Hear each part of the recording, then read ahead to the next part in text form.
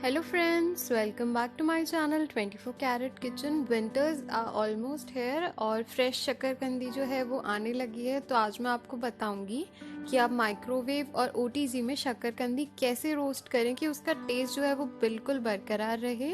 अक्सर हम जब शक्करकंदी उबालते हैं तो उसका टेस्ट ख़त्म सा हो जाता है। आज मैं आपको बताऊंगी कि आप आसानी से कैसे माइक्रोवेव और ओटीजी में इसे रोस्ट कर सकते हैं। तो आइए देखते हैं हमें इसे कैसे रोस्ट करना है।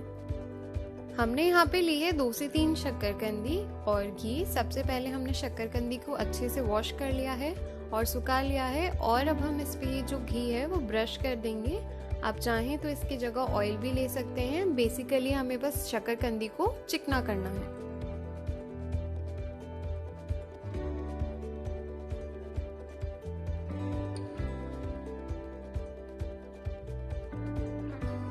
अब हम हमारी शक्करकंदी इस ग्रिल रैक पे रखेंगे। इसे 25 to 30 मिनट्स के लिए 180 डिग्री पे बेक मोड पे हम बेक होने देंगे। अगर आप इसे थोड़ा जल्दी बेक करना चाहते हैं तो आप 200 डिग्रीज पे 20 मिनट भी कर सकते हैं। अब हमारी शक्करकंदी अच्छे से रोस्ट हो चुकी है। अब हम इसे हमारे ओटीजी से बाहर निकाल लेंगे। अगर आप शक्करकंदी माइक्रोवेव में रोस्ट करना चाहते हैं तो हमें यही सेम टेम्परेचर और यही सेम टाइम लेके माइक्रोवेव में भी रोस्ट कर सकते हैं।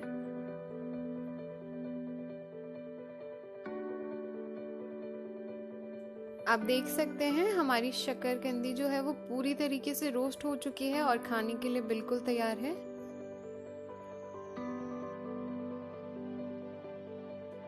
तो फ्रेंड्स, ये शक्करकंदी उतनी ही टेस्टी लगेगी जितनी कि एक कोयले में सिकी हुई शक्करकंदी टेस्टी लगती है। आप इसे ज़रूर ट्राई करें और अगर आपको ये वीडियो अच्छी लगी हो तो इसे लाइक करना ना भूलें and don't forget to subscribe my channel.